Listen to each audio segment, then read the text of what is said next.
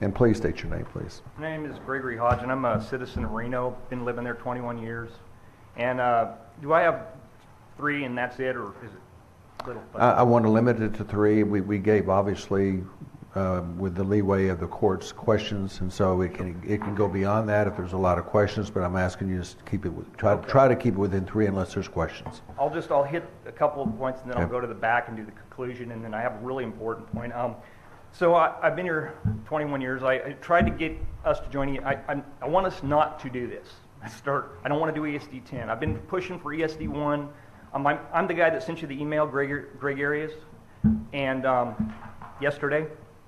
And I've been trying to get us into ESD1 since 15 years, probably 10 years, when Linda was mayor.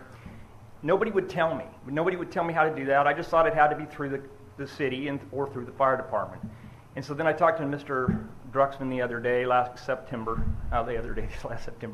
and he also was pushing for his agenda, the ESD10.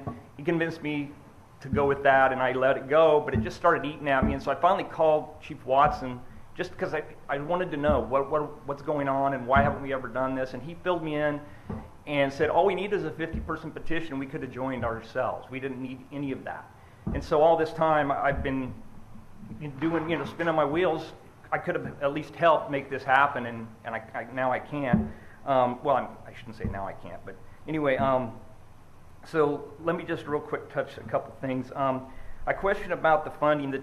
They're getting 670 relative from Tarrant, and I don't understand this whole thing with the 2 and 2.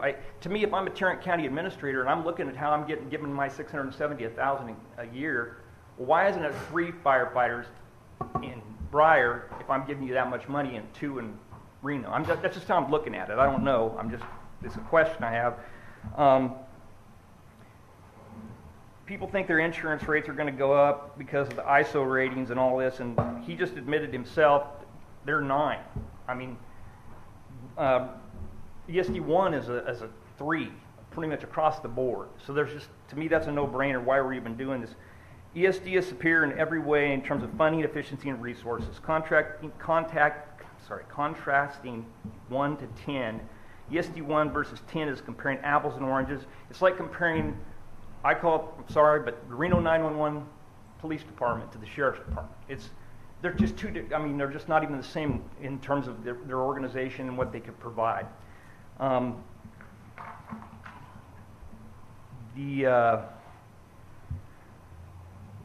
Reno is kind of an isolationist culture. They've always kind of burned bridges with the county, didn't play well with anybody else, and I feel like we're kind of doing the same thing here with the fire department. Because Moses had the opportunity to work with the ESD1, but he's refused to even talk with them. He doesn't want to hear it, doesn't want to play with anybody else or be involved with anybody else. Let's see. There's the problem with the communication with the dispatch.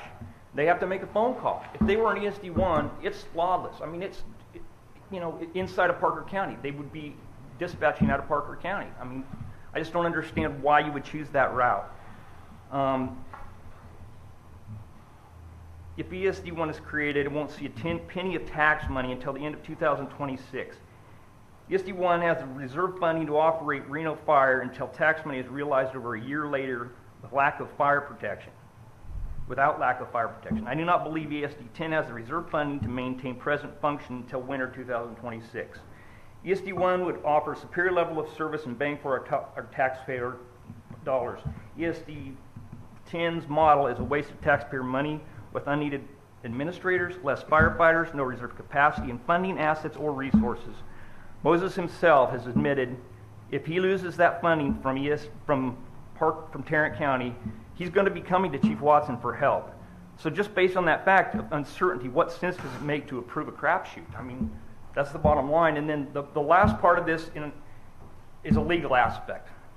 And I'm just going to read this, but Reno Briar used coercion to elicit signatures using fear-mongering tactics so the citizens would sign their petition because they didn't want to lose the fire department, because everybody loves their fire department. And so it's when you manipulate people like that and use coercion, to me, that's at the very least ethically challenging and questionable. And I think it's pretty much illegal. Because somebody could question that and say, well, we were basically had no other choice, and say, well, you know, that's not, but it's not true. There is ESD1, and nobody's brought that up. Nobody's even brought up the fact that we can go other ways. You're getting We're not the sky. close to 3 minutes, so try to wrap it up. Do I have just Go finish ahead. up? There's Finish no up. sky is falling risk of not having a fire department in Reno. Briar-Reno has a contract until the end of the fiscal year. I just question the professional and integrity of anybody that would go around and use fear to get people to sign a petition. Thank you for your time. I really appreciate it. Thank you, sir. Anybody else would like to come up and speak? I kind of have another question, if it's allowable at this point. It is. You know, the financial stability is the Oh, big.